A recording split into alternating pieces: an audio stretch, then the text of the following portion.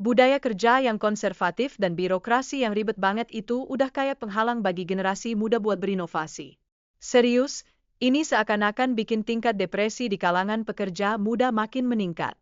Mungkin mereka lebih suka nonton drama Korea daripada ngadepin situasi yang bikin stres ini. Ngomong-ngomong soal masalah, Jepang lagi punya krisis kependudukan, loh. Selama 4 tahun terakhir, populasi mereka udah berkurang kayak sisa-sisa snack yang dikeroyok teman-teman. Angka kelahiran yang menurun ini bikin semua orang bingung, kayak nunggu pizza yang enggak kunjung datang. Rasio kelahiran bayi per perempuan di Jepang itu super rendah, cuma 1,3 bayi aja. Ini tentu bikin sejumlah sekolah terpaksa ditutup dan banyak rumah terabaikan. Bayangkan, rumah yang seharusnya jadi tempat hangout, malah jadi tempat ngumpulin debu dan hantu. Nah, ketergantungan ekonomi Jepang makin meningkat karena banyaknya lansia. 1 dari 3 orang di Jepang itu udah kategori lansia yang enggak produktif.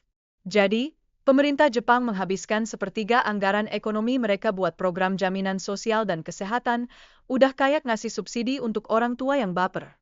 Meskipun pemerintah Jepang udah berusaha mengundang imigran, upaya mereka buat meningkatkan angka kelahiran masih belum berhasil, loh. Ini kayak ngajak orang buat party, tapi yang datang malah cuman kucing tetangga. That bangga kan? Di sisi lain, budaya kerja di Jepang itu serius banget. Dengan nilai-nilai Bushido yang mengharuskan kesetiaan dan pengabdian, para pekerja di sana harus rela kerja lembur sampai mata berkunang-kunang. Kadang-kadang, rasanya kayak jadi karakter dalam anime yang enggak pernah libur. Fenomena karoshi, alias kematian akibat kelelahan di tempat kerja, itu nyata banget. Kayak ada alarm yang terus berbunyi tapi enggak ada yang mau matiin. Di kota-kota besar seperti Tokyo, ini jadi semakin umum. Kalau nggak hati-hati, bisa-bisa kita jadi zombie beneran, loh. Ada juga fenomena hikikomori. Banyak pemuda Jepang yang mengurung diri di rumah karena trauma sosial dari ekspektasi yang terlalu tinggi.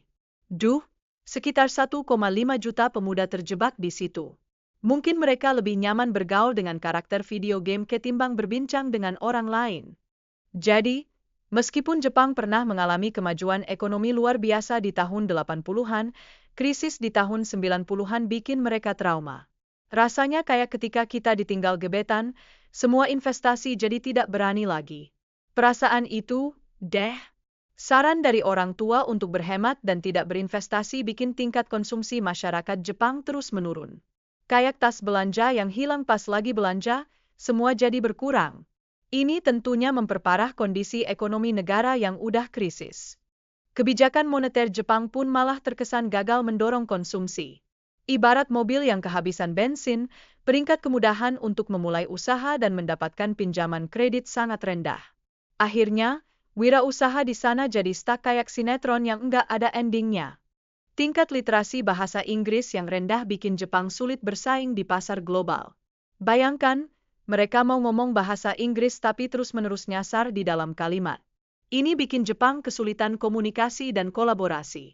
Kalau ngeluh, ya, mungkin bisa nyanyiin lagu BTS sambil berusaha. Kesepakatan dagang Plaza Accord di tahun 1985 jadi petaka buat Jepang, mengganggu stabilitas ekonomi mereka jangka panjang. Kebijakan ini bikin daya saing produk Jepang menurun, kayak lagi adu lari tapi larinya sambil bawa beban berat. Lupa deh kapan terakhir kali bisa menang. Sayangnya, kebijakan pro-kemanusiaan yang diambil politisi Jepang itu seringkali melupakan kebutuhan ekonomi jangka panjang.